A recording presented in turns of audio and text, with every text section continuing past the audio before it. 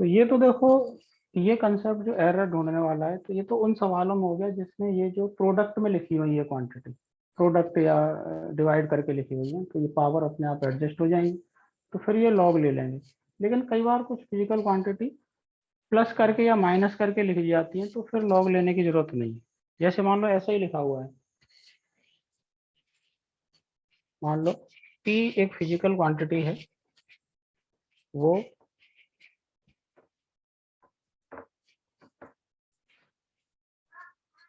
जैसे x square plus, यानी x की पावर ए और प्लस वाई की पावर बी, यानी प्लस में लिखे हुए हैं। तो अब लॉग लेने की जरूरत नहीं, अब डायरेक्ट डिफरेंशिएट कर दो इसे। कैसे?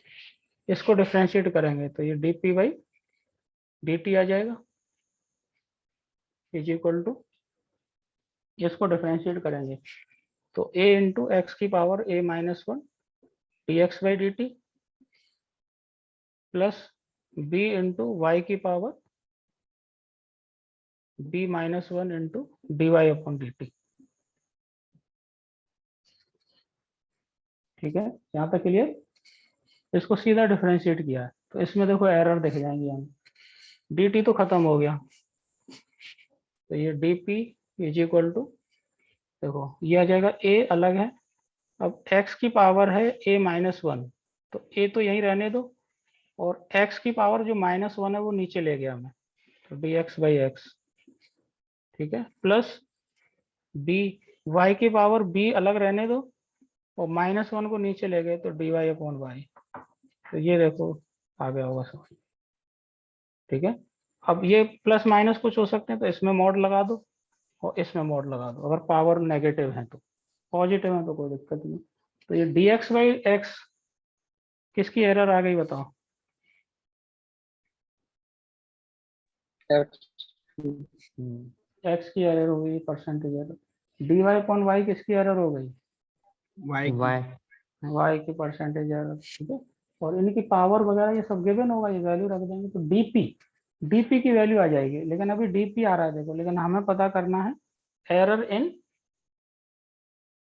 पी, तो डीपी डिवाइडेड बाई पी करना पड़ेगा। तो डीपी तो ये आ गया, पूरा ढूंढ लेंगे इससे, और डिवाइडेड बाई पी, और पी यहाँ से ले लेंगे, इसे रख देंगे यहाँ। तो डीपी डिवाइडेड बाई एक्स की पावर ए प्लस वाई की पावर बी। अभी देखो इसका एक एग्जांपल भी करा दूंगा अपनी, बेसिक कॉमन सा एग्जांपल, उससे और क्लियर हो जाएगा।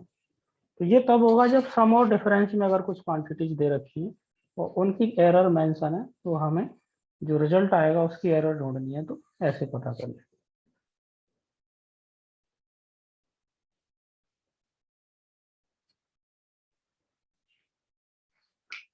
तो जैसे प्लस माइनस वाला बड़ा एक कॉमन सा एग्जांपल होता है अपना, मैं बताता हूँ, दो दो एग्जांपल करा देता हूँ अभी, हो सकता है इस पेपर में भी आगे आ जाएगा वो। जब प्रोडक्ट में लिखी होंगी कुछ क्वांटिटी, तब हमें लॉग लेके ऐसे करना होता है, उसका एग्जांपल ये था ही। इस तरह के और खूब सारे एग्जांपल हो सकते हैं। और अगर प्लस माइनस, जैसे यहाँ प्लस है, माइनस भी हो सकता था, तो भले ही माइनस है लेकिन हमें मॉड लगा के लिखना है, सब ऐड करने होंगे, एरर हमेशा ऐड ही होती है। तो इसका जैसे एग्जांपल देखें, हम वैसे आगे पढ़ेंगे, भी एक चैप्टर आएगा अपना करंट वाला, रजिस्टर्स के कॉम्बिनेशन सुने कभी? रजिस्टर्स के कॉम्बिनेशन, यस सर। दो रजिस्टर्स के सीरीज पैरेलल कॉम्बिनेशन है ना। Series combination R one R two का क्या होता है? R one plus R two, add. है ना, जानते हैं? Yes yes sir. सर। हाँ, R one plus R two, और पैरेलल में वन अपॉन आर से आता है ना। तो हमें देखो दो रजिस्टर गिवन है, एक R one, R one resistor की वैल्यू है कुछ मान लो 3 प्लस माइनस 1% ओम। इसका मतलब समझेंगे देखो,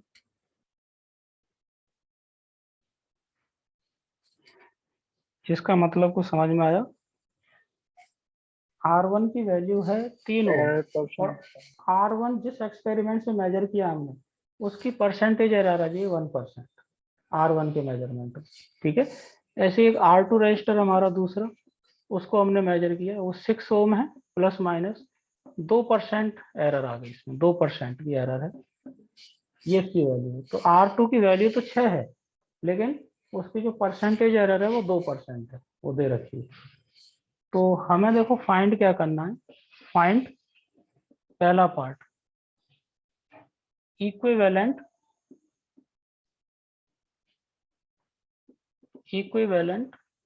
रेजिस्टेंस इन सीरीज कॉम्बिनेशन।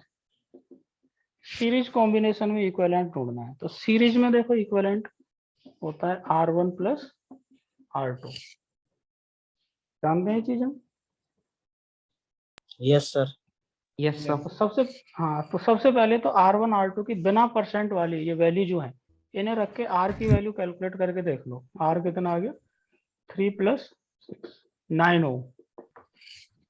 लेकिन जो ऑप्शंस होंगे वो ऑप्शन सिर्फ 9 ओम नहीं होंगे, ऑप्शंस में 9 ओम के साथ कुछ प्लस माइनस करके इसकी एरर भी लिखी होगी। तो वो एरर कैसे ढूंढ के लानी है, वो कंसेप्ट है। देखो, एक फिजिकल क्वांटिटी रेजिस्टेंस R, ये दो फिजिकल क्वांटिटी पे डिपेंडेंट है, इसकी पावर 1 और इसकी पावर भी 1, ठीक है। तो अगर मैं इसे डिफरेंशिएट करूं तो इधर तो आ जाएगा dr/dt इज इक्वल टू, ये क्या बन जाएगा, dr1/dt प्लस dr2/dt। सीधा डिफरेंस हो रहा है, dt खत्म हुआ,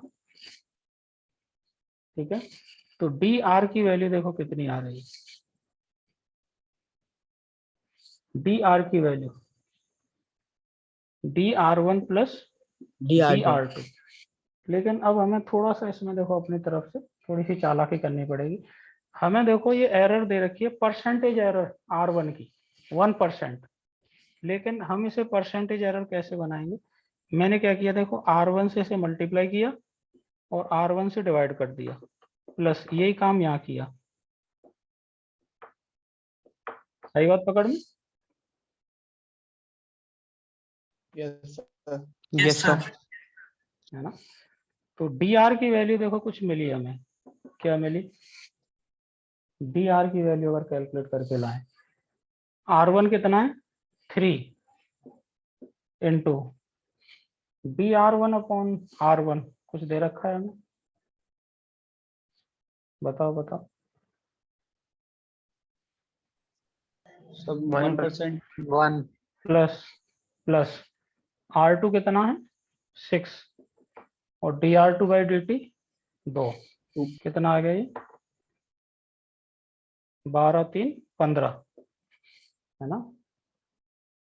लेकिन अगर हमें R की परसेंटेज एरर ढूंढनी है तो dr/r कितना आएगा देखो, हाँ 15 डिवाइडेड बाई R की वैल्यू कितनी ढूंढी थी हमें 9, कितना आया बताओ, 5/3। 5/3%। देखो आंसर कैसे दिया जाएगा इसका, आंसर क्या होगा अपना, देखो वैल्यू आ रही थी 9 प्लस माइनस 5/3%, और ये वाला जो ऑप्शन होगा वो सही माना जाएगा। आई बात पकड़ में? Yes sir. इसके दूसरे पार्ट के लिए देखो ऐसा एक सवाल है शायद, देखने ढूंढना रजिस्टर्स का ये एरर के लिए। हाँ सर, आया तो। Yes sir. कौन से नंबर का है मुझे यस बताना, सर है। कौन से नंबर का सवाल है, ढूंढते हैं जरा, ढूंढ के 78। बताना। 78। 8। हाँ तो उसी पे पहुंच जाओ, देखो उसी को करो। इसके सेकंड पार्ट के बजाय इसे ये करते हैं अपन, क्योंकि ये पैरेलल कॉम्बिनेशन के लिए ये शायद देखो 78, है ना। Yes sir. वैल्यू शायद यही ले ली है, चलो यही है, तो ये इसी का सेकंड पार्ट बन गया हो, कोई दिक्कत है। तो करते हैं, देखो पहले तो सीरीज कॉम्बिनेशन में हो गया। अच्छा, जो पैरेलल कॉम्बिनेशन है इसकी आर इक्वलेंट की वैल्यू ढूंढ लो पहले, तो प्लस माइनस फिर बाद में कर देंगे उसमें। तो 1/r equal to 1/r1 plus 1/r2 से आ कितना आ रहा है, यानी 1/r is equal to 1/r1 plus 1/r2। तो वैल्यू रखेंगे तो कितना आ जाएगा आर है 1/2। सर 2 आ 2 रही है। आएगा 2। हाँ सर, वो तो मैंने ऑप्शन 1/r में, में बताया। हाँ कोई बात नहीं, तो 2 ओम आ गया ये, लेकिन 2 ओम ऑप्शन में नहीं होगा, ठीक है। इसकी एरर हमें कुछ और ढूंढनी है, तो एरर कैसे ढूंढ के लाएंगे, देखो इसको डिफ्रेंशिएट करना है। तो 1/r को डिफ्रेंशिएट करेंगे तो ये -1/r² dr/dt। इसको डिफ्रेंशिएट करेंगे तो -1/r1² dr1/dt और -1/r2² dr2/dt। ये डिफ्रेंशिएशन समझ में आ गया होगा। Yes, sir. सारा Yes, sir. प्लस बन, ये पूरा प्लस बन जाएगा और dt खत्म कर दो, dt खत्म हो गया। तो यहाँ आ जाएगा dr/r² इज इक्वल टू, ये बन जाएगा dr1/r1² प्लस dr2/r2²। इसको मैं देखो ऐसे लिख देता हूँ, d1/r अलग कर लो और dr/r, ये है अपना परसेंट एरर r का, इज इक्वल टू इसमें से 1/r1 अलग कर लो और dr1/r1 प्लस इसमें से 1/r2 अलग कर लो और dr2/r2।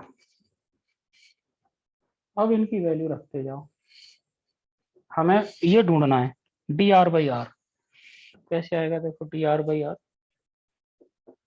ये है r की परसेंटेज एरर, तो r से मल्टीप्लाई कर देंगे तो आ जाएगा r/r1 dr1/r1 plus r/r2 dr2/r2। तो रखेंगे वैल्यू, r की वैल्यू कितनी ढूंढी हमने, 2, और r1 कितना है, 3, और परसेंटेज एरर कितनी है r1 में, 1, प्लस r की वैल्यू है 2 और r2 की वैल्यू है 6, और r2 की परसेंटेज एरर कितनी है, 2%। तो ढूंढ लो जरा ये कितना परसेंट आ रहा है।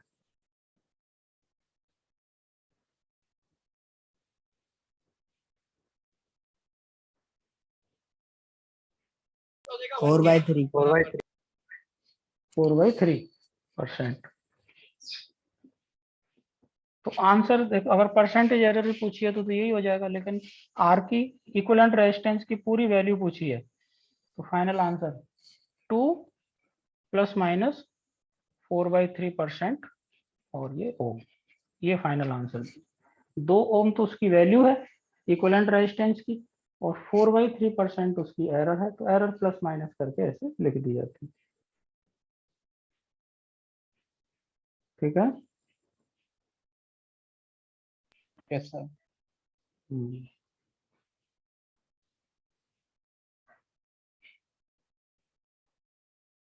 तो प्लस माइनस में अगर ऐसी क्वांटिटी होती है कुछ प्लस माइनस में, तो सीधा डिफरेंशिएट करते, और अगर प्रोडक्ट में लिखे हुए हैं तो फिर उसे पहले लॉग ले लेते हैं और फिर डिफरेंशिएट कर देते हैं, तो परसेंटेज एरर नजर आ जाती है, ठीक है।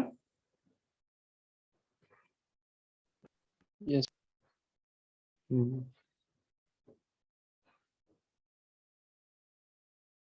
47 हो गया। क्वेश्चन नंबर 48,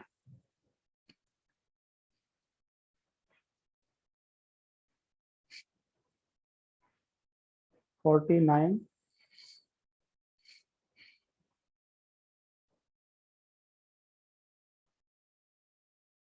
50,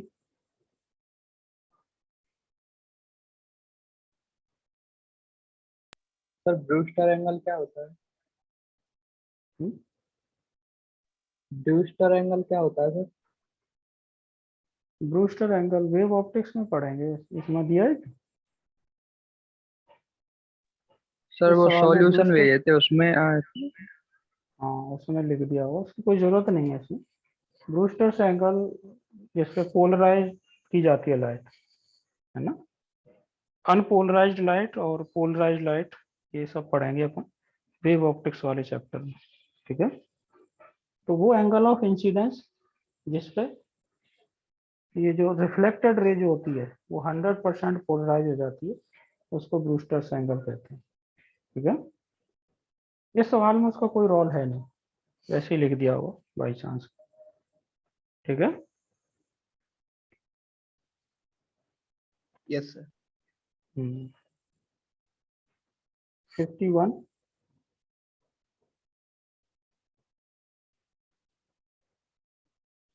52,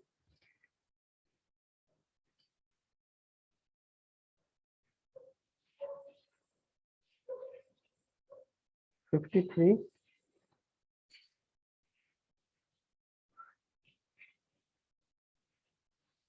54,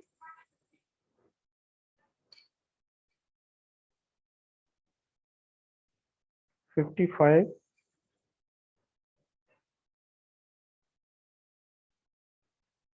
56,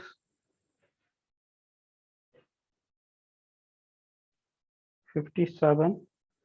तो 57 बता दीजिए। Yes sir.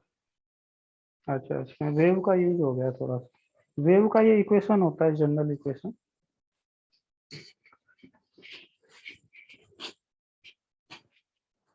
जैसे कोई सी भी वेव हो, इलेक्ट्रोमैग्नेटिक वेव या लाइट वेव हो सकती है, या रस्सी वाली वेव हो सकती है, या साउंड वेव हो सकती है, किसी भी वेव का एक जनरल इक्वेशन होता है। एसएचएम वाला ही जो इक्वेशन होता है उसी में थोड़ा सा चेंज हो जाता है। ये जैसे एक्स डायरेक्शन में अगर वेव जा रही है तो उसका इक्वेशन हो जाएगा, और वाई में ऑसिलेशन हो रहे हैं तो Y is equal to A sine k X minus omega T, और प्लस माइनस फाइव हो सकता है कुछ इनिशियल फेज एंगल। और अगर जेड में जा रही है वेव तो Y is equal to A sine k Z minus omega T, ऐसा हो सकता है। तो इस वेव को जरा कंपेयर करना है इससे। ये दे रखी है E is equal to E naught, क्योंकि इलेक्ट्रोमैग्नेटिक वेव में इलेक्ट्रिक फील्ड मैग्नेटिक फील्ड के ऑसिलेशंस होते हैं, इसलिए वो वाई और ए ना के यहाँ ई और ई नॉट लिख दिए साइन, और देखो इसे के, इसको अंदर ले जा रहे हैं। देखो 12 इंटू 10⁻6 जेड माइनस, और ये बन जाएगा 12 into 10⁻6 into 2 into 10⁸ into T. तो इससे कंपेयर करें तो देखो के और ओमेगा मिल रहे होंगे हमें। के कितना मिल गया 12 इंटू 10⁻6, और ओमेगा कितना मिल गया 12 इंटू 10⁻6 इंटू 2 इंटू 10⁸। ठीक है। Yes, sir. ओमेगा होता है देखो 2πf या 2π/t, ठीक है। और के होता है, बताएंगे वेव्स में, 2π/λ। ये वेव की फ्रीक्वेंसी होती है और ये वेव की वेवलेंथ। तो इस के की हेल्प से हम यहाँ से लैम्डा ढूंढ के ले आएंगे और यहाँ से एफ ढूंढ के ले आए। ठीक है। पूछा कुछ और है, क्या पूछा है, रिफ्रैक्टिव इंडेक्स। ठीक है। तो अब देखो इन दोनों से v is equal to F lambda एक इक्वेशन लगा के हम स्पीड ढूंढ के ला सकते हैं। ये देखो एफ यहाँ से ढूंढ के लाए, लैम्डा यहाँ से ढूंढ के लाए, v equal to F lambda लगाया, v आ गया। यानी इस मीडियम में लाइट की स्पीड आ गई। तो बताइए रिफ्रैक्टिव इंडेक्स का एक फॉर्मूला शायद बताया होगा मैंने, ये C/V करके, है ना। C तो 3 इंटू 10⁸ और v हम यहाँ से ढूंढ के ले आए। यानी वेव का जो इक्वेशन है उससे कंपेयर करना है सीधा। कंपेयर करके k आ गया जो 2π/λ होता है, ओमेगा आ गया जो 2πf होता है, इससे वेवलेंथ मिल गई, इससे frequency, v equal to F lambda करके स्पीड आ गई वेव की उस मीडियम में। तो मीडियम में वेव की स्पीड और लाइट की जो, या लाइट वेव की जो स्पीड वैक्यूम में होती है, उन दोनों का रेशियो करके एन आ जाएगा। ठीक है। Yes sir.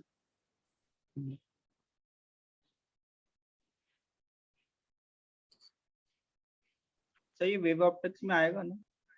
हाँ बिल्कुल आएगा, बिल्कुल आएगा।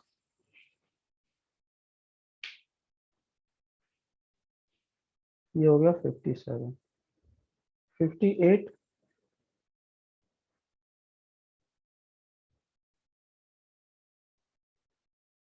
59, यस सर।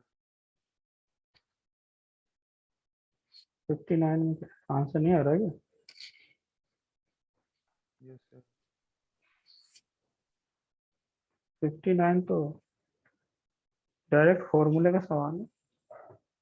क्या कंसेप्ट होता है इसमें? Sir R equals to H10C लगा देंगे, रेडियस आ जाएगा, फिर वहां से एरिया निकाल लेंगे। पाई आर स्क्वायर करना है, ठीक है। पानी के अंदर अगर लाइट का सोर्स रखा हुआ है तो पानी के सरफेस पे एक सर्कुलर रीजन होता है, उससे लाइट बाहर आती है। उस सर्कुलर रीजन की रेडियस का फॉर्मूला जरूर बताया होगा, R इक्वल टू 10C, बिल्कुल सही है ना। अगर सर्कल की रेडियस आ गई R तो उसका एरिया बताना है, पाई आर इसको। तो इतने एरिया के पेपर से अगर कवर कर देंगे तो लाइट बाहर आएगी नहीं, ये तो सवाल है। Yes sir.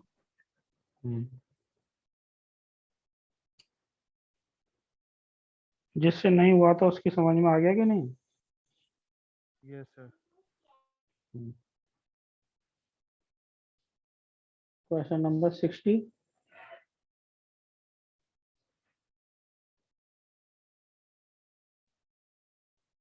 61,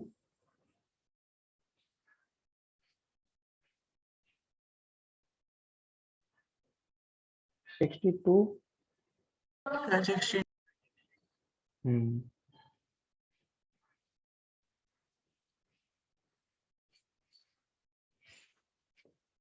देखो, आई लेंस की जब हमने बात की थी, ह्यूमन आई के बारे में थोड़ा सा बताया था, और आई लेंस और रेटिना के बीच का जो सेपरेशन है वो ऑन एन एवरेज तो 2.5 सेंटीमीटर के आसपास होता है, लेकिन इस सवाल में थोड़ा सा अलग इंफॉर्मेशन देकर पूछा गया है।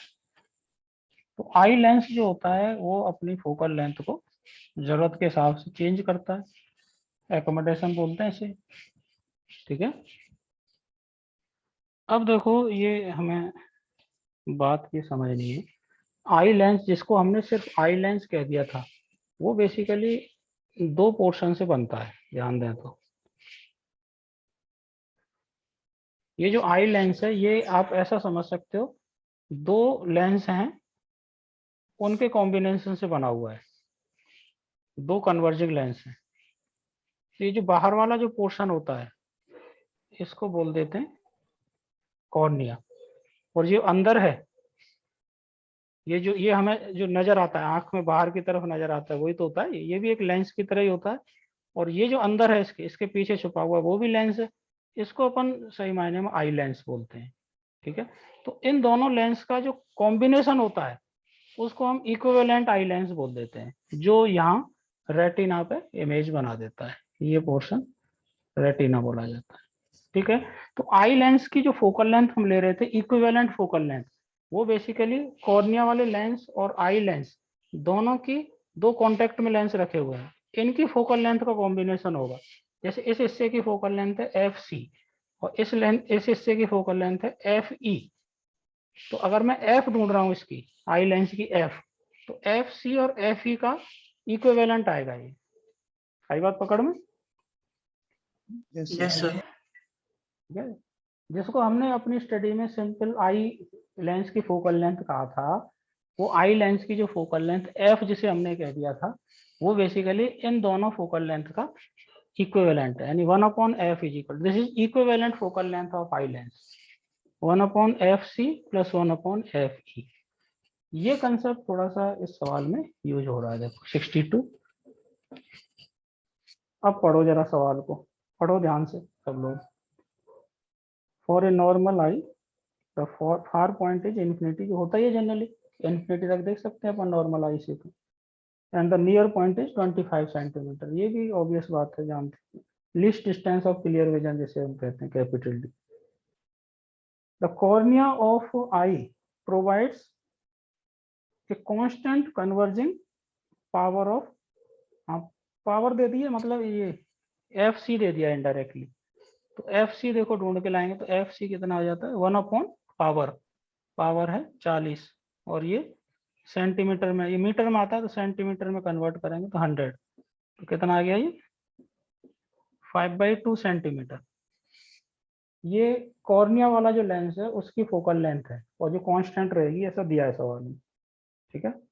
अब ये कह रहे हैं to see the object at infinity the least converging power of eye lens यानी अगर इन्फिनिटी पे एक ऑब्जेक्ट रखा है, इन्फिनिटी से रे आ रही है, ऐसे आ रही है इन्फिनिटी से, अब इन रेज को या रेटिना पे भेजना है, तो इसकी कॉर्निया वाले लेंस की फोकल लेंथ तो चलो ये एफ सी आ गई, और ये जो आई लेंस है इसको अपनी फोकल लेंथ कितनी रखनी पड़ रही है, ये देखो इसमें लिख दिया है कितना, एफ ई ढूंढने के लिए 1/, इसकी पावर है 20, और इसे सेंटीमीटर में कन्वर्ट करेंगे तो कितना आ गया ये 5 सेंटीमीटर।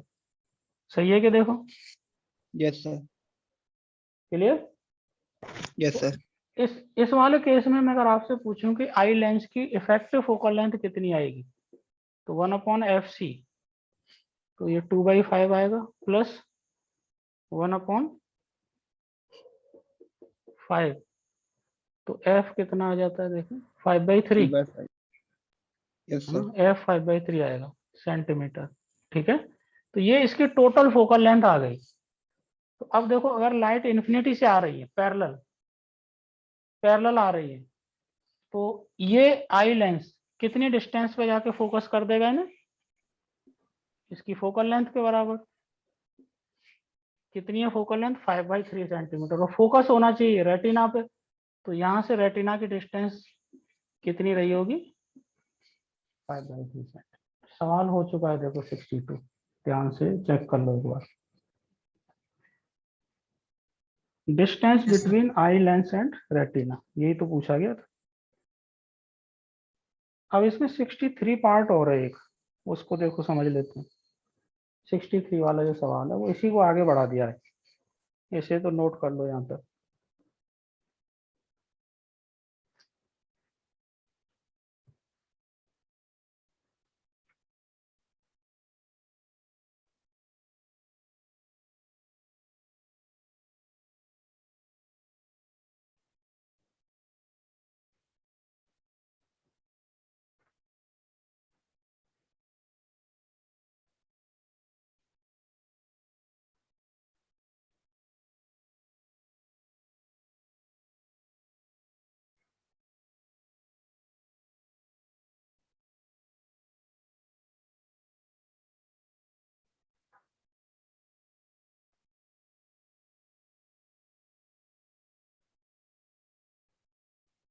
ठीक है, Yes, sir. यहाँ तक तो अब देखो हमें ये पता चल गया 5/3 सेंटीमीटर, ये आई का जो इक्विवेलेंट जो लेंस बन रहा है इन दो लेंस के कॉम्बिनेशन से, उससे रेटिना की डिस्टेंस 5/3 सेंटीमीटर है।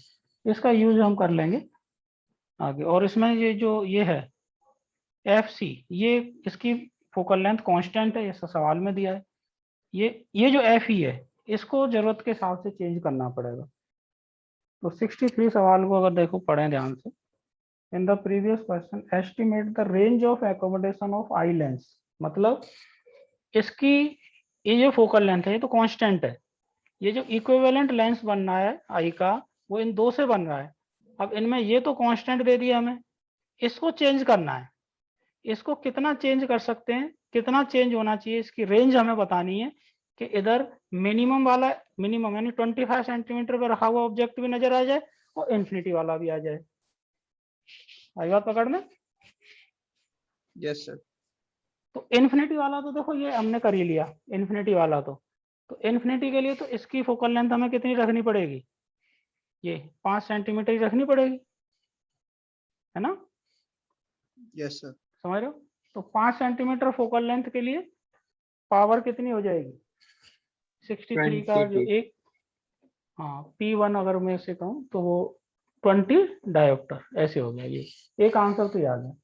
दूसरा देखो जब इसे हम 25 सेंटीमीटर पर रखेंगे, इसकी फोकल लेंथ रखनी है हमें वही जो कांस्टेंट थी, तो इसकी फोकल लेंथ क्या रखें कि इन दोनों के इक्विवेलेंट जो लेंस आएगा वो यहाँ पे इमेज बना दे उसका। ये सवाल बन गया। तो डायग्राम से समझते हैं देखो।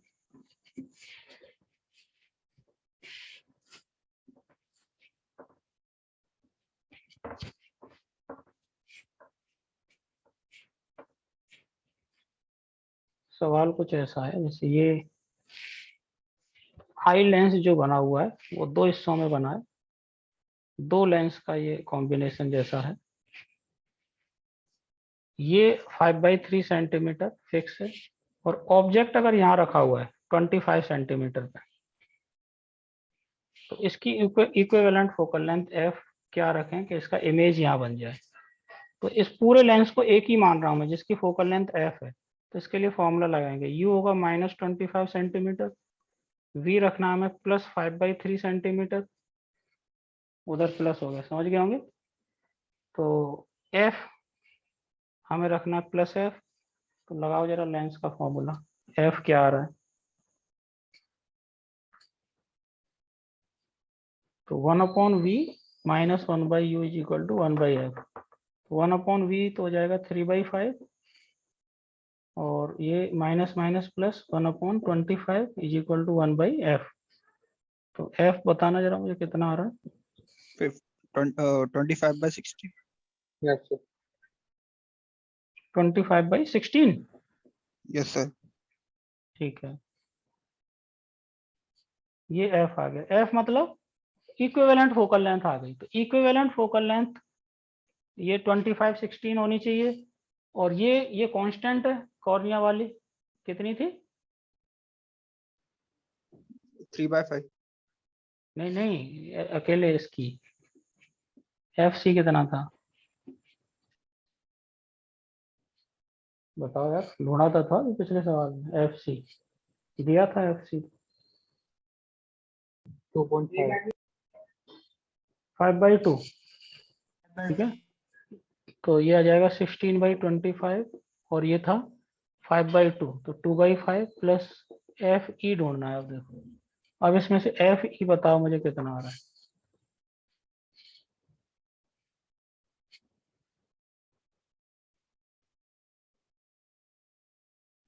25/6। 25/6 सेंटीमीटर। अब इतनी आई लेंस की ये फोकल लेंथ रखने के लिए इसकी पावर कितनी रखनी पड़ेगी हमें, P2 24. 1/25/6, और 100 से मल्टीप्लाई करेंगे सेंटीमीटर में कन्वर्ट, तो ये 24 डायोप्टर।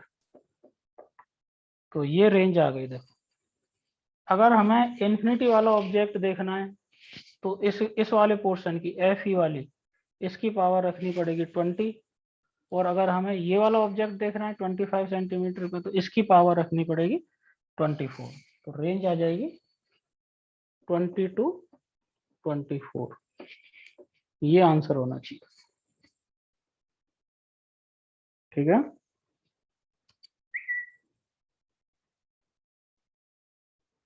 मतलब इसमें बस कंसेप्ट इतना सा है, थोड़ा ध्यान से देखें तो, जिसे हम आई लेंस कहते थे, वो आई लेंस बेसिकली इस सवाल में कहा है कि दो लेंस से मिलकर बना हुआ है, एक कॉर्निया वाला लेंस और एक आई लेंस जिसे कह रहे हैं, ठीक है। अब इसकी फोकल लेंथ तो कांस्टेंट है, इसकी फोकल लेंथ वेरिएबल है, ये एकोमोडेट कर रहा है अपने आप को, एकोमोडेशन वाला कंसेप्ट इसमें लग रहा है, ठीक है। आ रही बात समझ में। Yes, sir. अब इन दोनों के इफेक्टिव जो लेंस आएगा, इन दोनों का इफेक्टिव, वो इफेक्टिव फोकल लेंथ इधर से आने वाली रे को यहाँ फोकस करेगी, ये उसका वी होगा, ठीक है। तो दो पॉसिबिलिटी हो सकती है, इन्फिनिटी से जो रे आ रही होगी उसको भी रेटिना पे भेजना है, और यहाँ से जो रे आ रही होगी 25 सेंटीमीटर से, उसको भी रेटिना पे भेजना है। अब दोनों केस में इस आई लेंस को अपनी फोकल, इसकी तो कांस्टेंट है फोकल लेंथ, इसको अपनी फोकल लेंथ बदलनी पड़ेगी। आ रही बात समझ में। तो वो ही है ये सवाल, ठीक है। Yes Yes, sir. sir.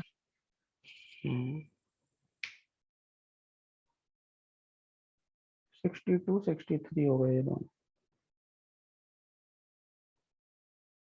64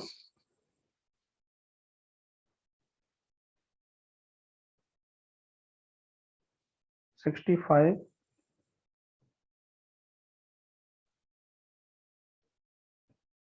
66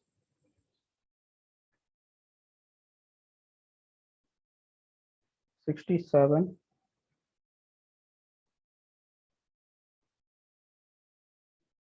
68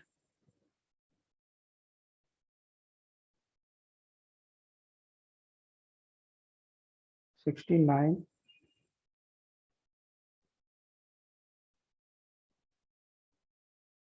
70 70,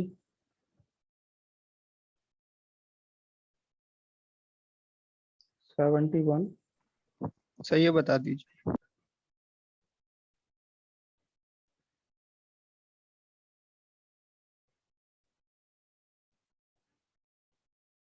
ये तो फर्जी सवाल है एकदम से, मैं क्या बता दूं। शुरू में और अंत में स्नेल्स लॉ लगाना।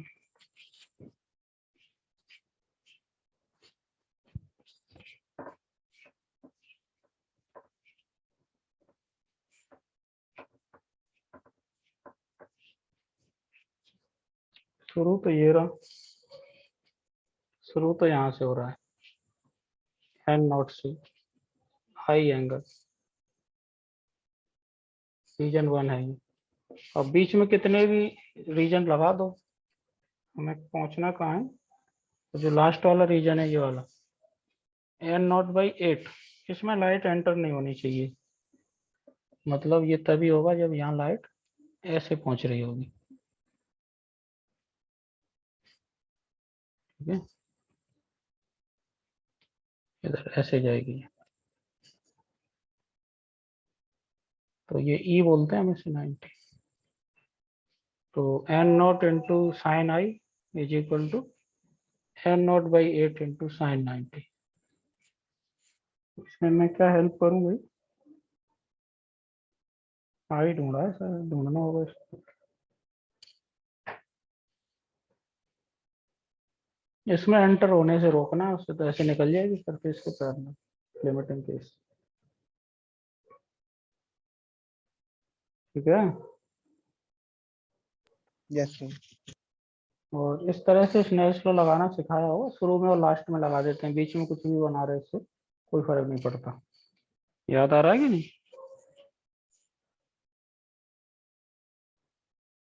Yes, sir. ये हो गया 71, 72, यस सर, ये बता।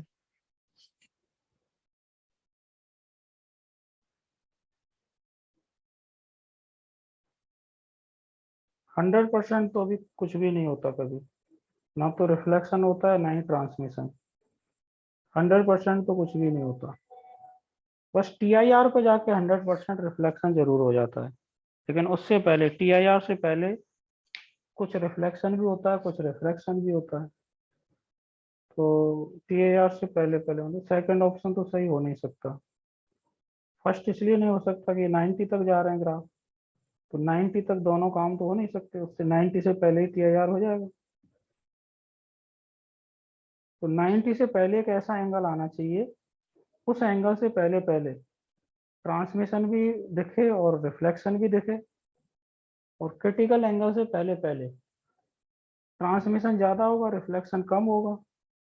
और क्रिटिकल एंगल जैसे ही आएगा उसके बाद ट्रांसमिशन खत्म हो जाएगा, रिफ्लेक्शन ऑलमोस्ट 100% हो जाएगा। कौन से ग्राफ में है ऐसा? हम्म,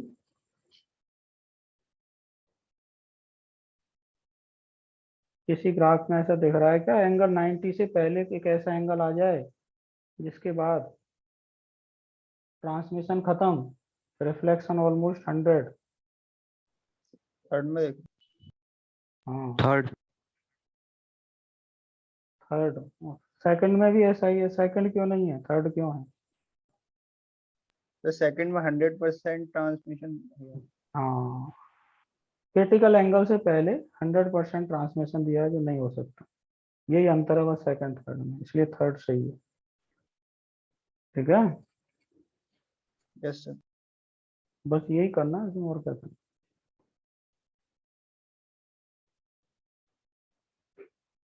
ये जो एंगल लिखा है थीटा, जहाँ लिखा हुआ है ये वो क्रिटिकल एंगल ही है, ये उसी पे होता है ऐसा।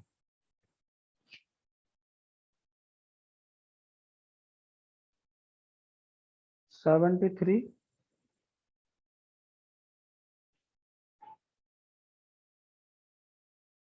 74,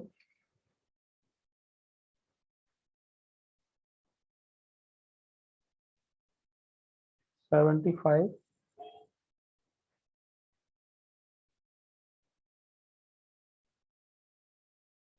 76,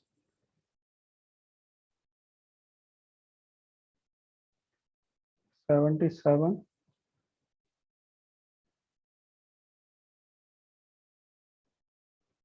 78,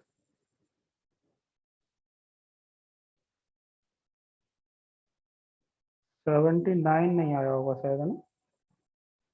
आ गया था सर, वो थोड़ा 10th में पढ़ा था तो वो याद था उससे। हाँ यस सर। ठीक है, लिख सकते हो इसमें, देखो देख लो, 2-3 पॉइंट है इसमें। कुछ डिफेक्ट्स होते हैं आई के, डिफेक्ट आई लेंस के जो डिफेक्ट्स हैं, नॉर्मल आई हेल्दी आई में तो कोई डिफेक्ट होता नहीं, लेकिन आजकल हेल्दी नॉर्मल आई मिलना इम्पॉसिबल काम ही है।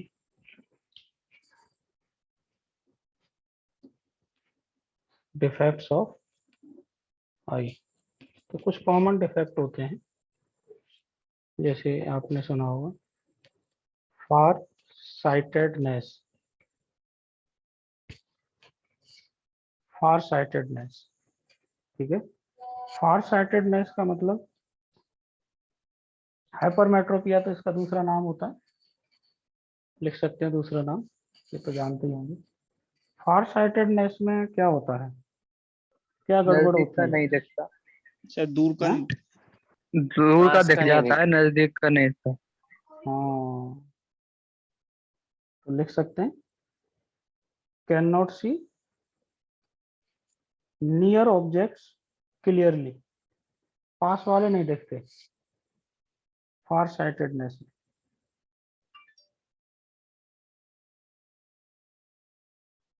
Can not see near objects clearly,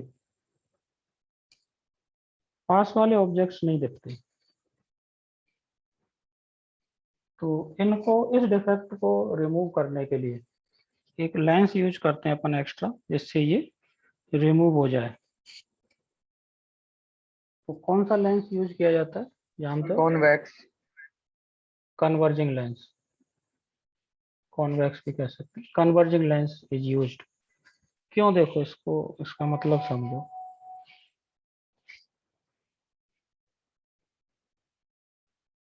जैसे ये तो आई लेंस है, आई लेंस के पास एक लेंस रखना है हमें।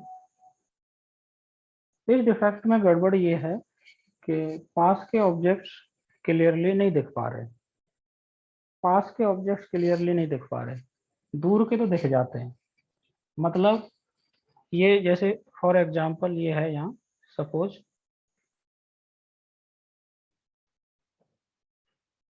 सपोज 100 सेंटीमीटर डिस्टेंस है, 100 सेंटीमीटर, इसके नजदीक का नहीं दिख रहा, तो इसको कहते हैं इसका नियर पॉइंट। ये नियर यानी इससे पहले पहले वाले नहीं दिखेंगे, इसके बाद वाले तो दिख रहे हैं, है ना? तो 100 सेंटीमीटर इसका मतलब नियर पॉइंट है, मान लो नियर पॉइंट।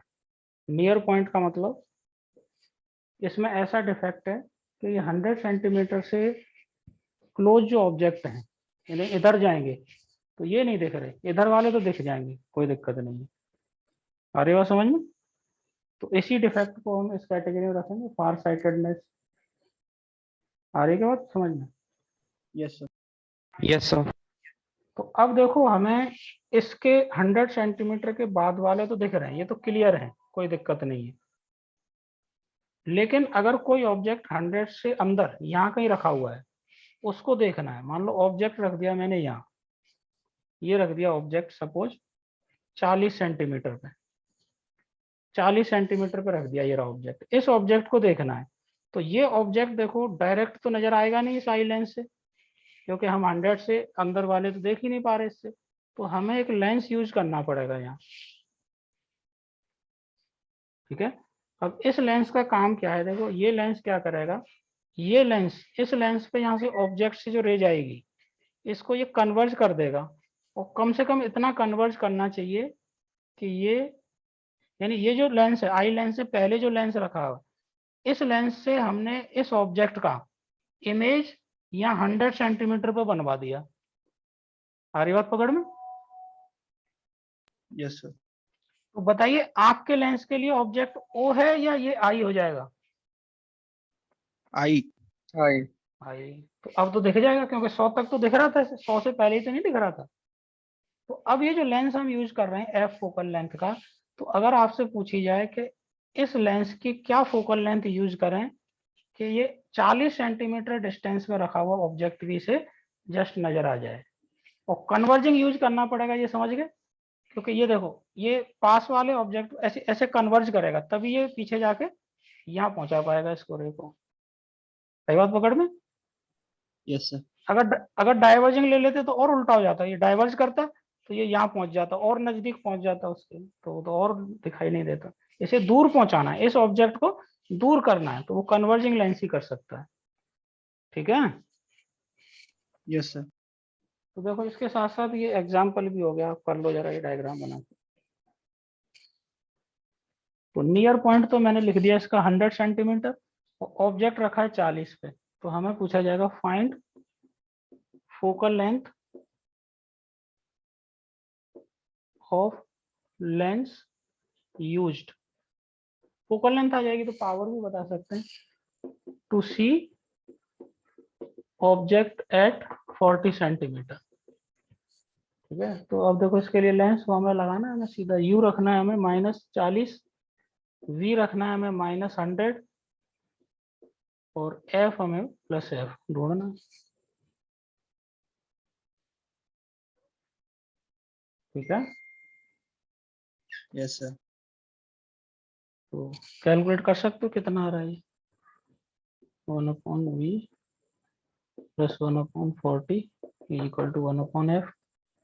तो f कितना आ जाएगा?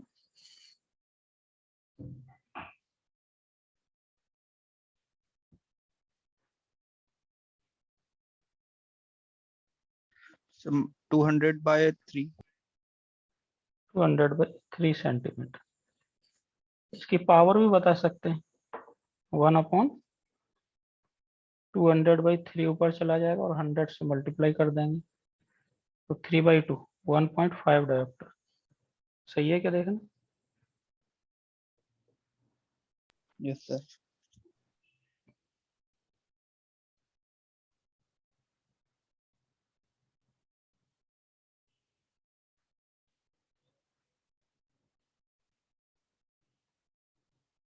इतनी पावर का लेंस यूज करना पड़ेगा।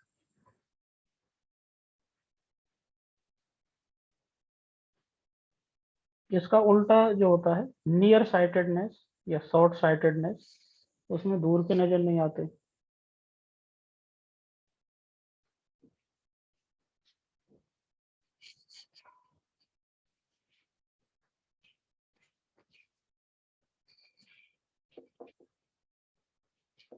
इसमें लिख लेंगे can not see distant objects clearly, दूर के ऑब्जेक्ट्स क्लियरली नजर नहीं आते।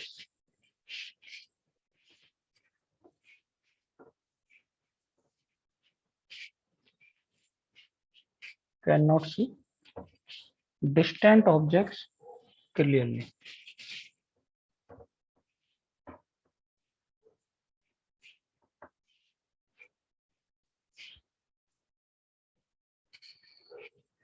इसके लिए डाइवर्जिंग लेंस यूज किया जाएगा।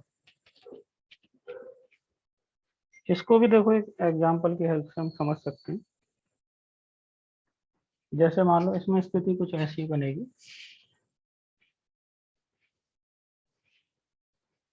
ये आई लेंस,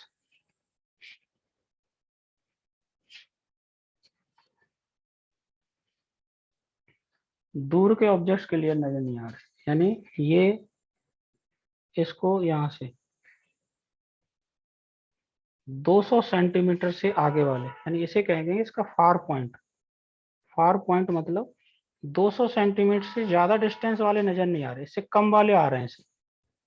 ठीक है? तो इसको कह दिया जाएगा फार पॉइंट। आई बात समझ? लेकिन हमें देखो ये यहाँ रखा हुआ ऑब्जेक्ट देखना है, यहाँ जो यहाँ से मान लो 400 सेंटीमीटर पे है,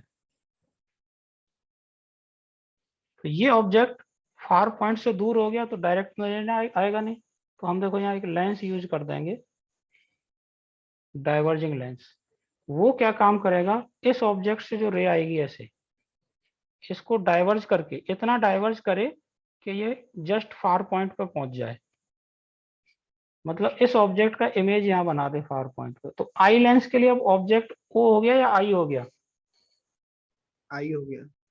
आई हो गया, तो ये तो नजर आ जाएगा, इससे आगे ही तो नजर नहीं आ रहे थे। ठीक है, तो अब इसकी फोकल लेंथ हम नेगेटिव रखनी पड़ेगी, वो तो क्लियर है। तो कितनी फोकल लेंथ रखें कि अगर फार पॉइंट इसका 200 सेंटीमीटर है और हमें 400 सेंटीमीटर पे रखे हुए ऑब्जेक्ट को देखना है, तो कितनी फोकल लेंथ इसकी हमें या कितनी पावर इसकी यूज करनी पड़ेगी। ठीक है, तो डायग्राम बना के कर सकते हो सवाल। Find focal length of lens used. तो इसमें देखो u अपना क्या रहेगा, -400 सेंटीमीटर, v हमें रखना है -200 सेंटीमीटर, फोकल लेंथ रखनी है हमें -f, नेगेटिव रहेगी वो तो पता ही, लगा देंगे लेंस फॉर्मूला। -400 मीटर।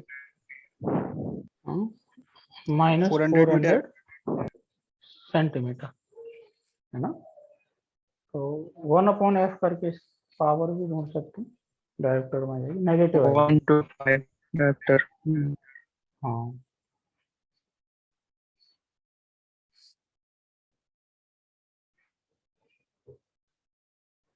ठीक है। Yes sir. तो अब ऐसा नहीं होता है, देखो कि एक ही साइड का डिफेक्ट हो, एक ही टाइप का डिफेक्ट हो, फार साइटेड या नियर साइटेड। अगर एक ही एक टाइप के डिफेक्ट हैं तो चलो इस तरह के लेंस अपन यूज कर लेंगे इंडिविजुअल। लेकिन कई बार आजकल तो बड़े कॉम्प्लिकेशन आ रहे हैं, है ना, खान पीन का चक्कर होता ही है, ये दोनों तरह के डिफेक्ट भी आ जाते हैं, है ना, दोनों टाइप के अगर डिफेक्ट हैं किसी आंख में तो उसको एक अलग नाम दिया जाता है, प्रेस बायोपिया। दोनों डिफेक्ट हैं उसमें, तो फिर एक ही फोकल लेंथ के लेंस से काम नहीं चलेगा। फिर हमें ऐसा लेंस यूज करना पड़ेगा जिसमें कई सारी फोकल लेंथ अवेलेबल है ना। मल्टी फोकल लेंथ लेंस भी बोल सकते हैं या बाई फोकल लेंथ भी बोल सकते हैं, उस डिफेक्ट को दूर करने के लिए।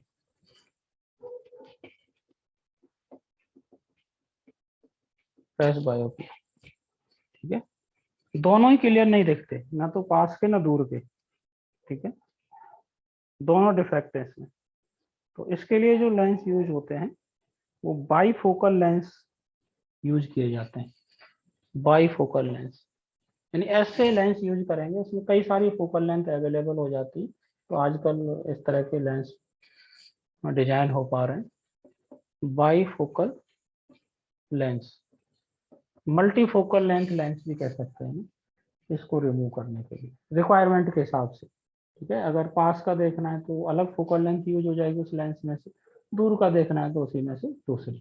ठीक है, कुछ पार्ट डिवाइड कर देते हैं लेंस के, इस पार्ट में ये फोकल लेंथ दे दी, इस पार्ट में ये फोकल लेंथ दे दी। ठीक है, जैसे ये आप जानते होंगे ये अलग, जैसे इस ऊपर वाले हिस्से को अलग रिफ्रैक्टिव इंडेक्स से बना दें, नीचे वाले हिस्से को अलग रिफ्रैक्टिव इंडेक्स से बना दें, तो इधर के हिस्से की अलग फोकल लेंथ आ जाएगी, इसकी अलग आ जाएगी। और ज्यादा चाहिए तो और पार्ट अलग अलग बना सकते हैं इसके। ठीक है,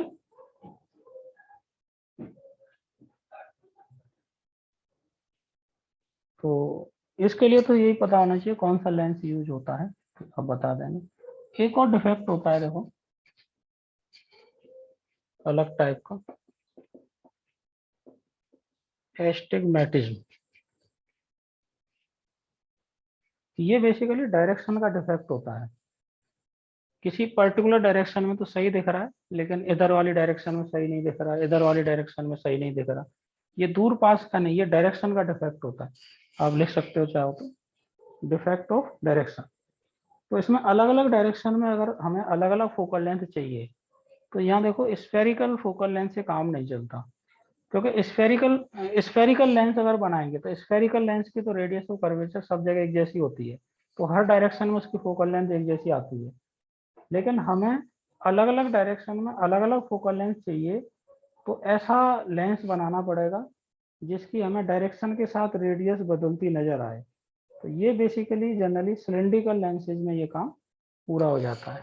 तो इसको डायरेक्शन वाले डिफेक्ट को दूर करने के लिए जनरली सिलेंड्रिकल लेंस यूज किए जाते हैं। कई बार कॉम्बिनेशन भी यूज कर लेते हैं, स्फेरिकल और सिलेंड्रिकल का कॉम्बिनेशन, ठीक है।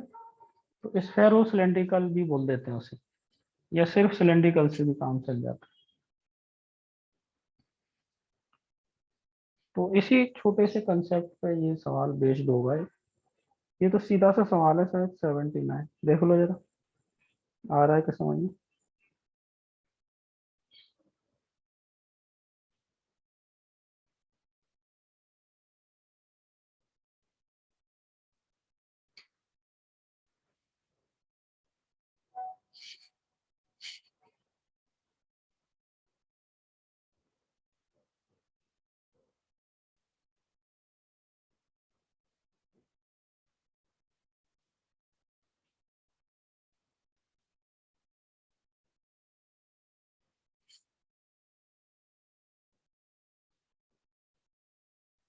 तो इसके कुछ सवाल बचते हैं, इनको फिर नेक्स्ट क्लास में देख लेंगे, और करके देख लेना एक बार,